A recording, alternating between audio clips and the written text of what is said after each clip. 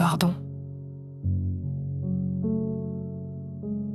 On parle souvent du pardon comme d'un geste simple. Comme si pardonner consistait juste à dire « ce n'est rien, j'oublie ». Mais la vérité, c'est que le pardon est l'un des actes les plus difficiles de l'existence parce qu'il ne s'agit pas seulement d'oublier, il s'agit de libérer. Pardonner aux autres, c'est affronter des blessures encore ouvertes, c'est accepter que des mots ont détruit une partie de nous, que des gestes nous ont brisés, que des absences nous ont laissés seuls. C'est reconnaître que le mal a existé, qu'il a eu un impact réel, et malgré cela, choisir de ne plus laisser cette douleur gouverner notre vie.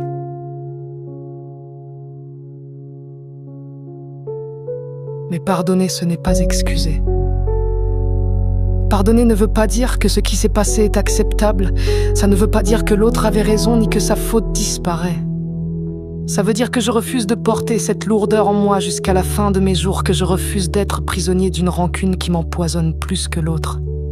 Le pardon, c'est moins un cadeau pour l'autre qu'une libération pour soi.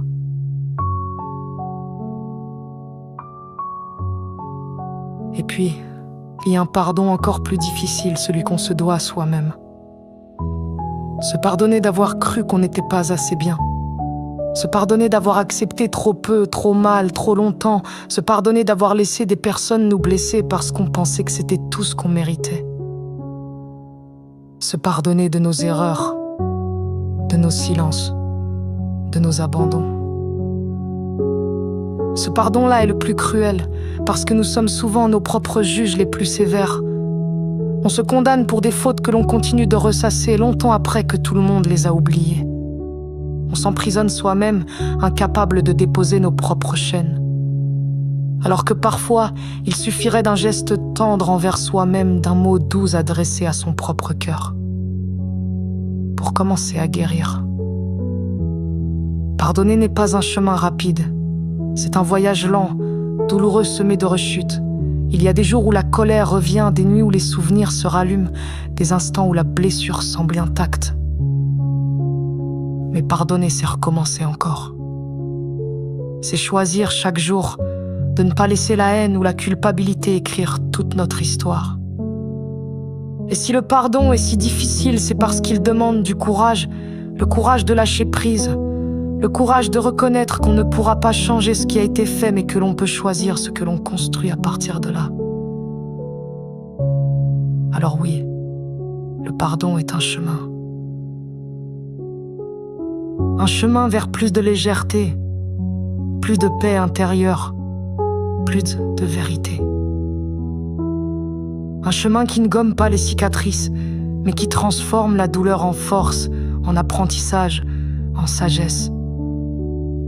Pardonner, ce n'est pas oublier. C'est dire à la vie, tu ne me briseras pas deux fois avec la même histoire. C'est regarder ces blessures en face et décider, elles font partie de moi, mais elles ne me définiront pas. Et peut-être que c'est ça, au fond, le plus beau dans le pardon. Il ne change pas le passé, mais il transforme notre façon de marcher vers l'avenir. Et toi, à qui devrais-tu pardonner, aux autres ou peut-être à toi-même? Réfléchis-y.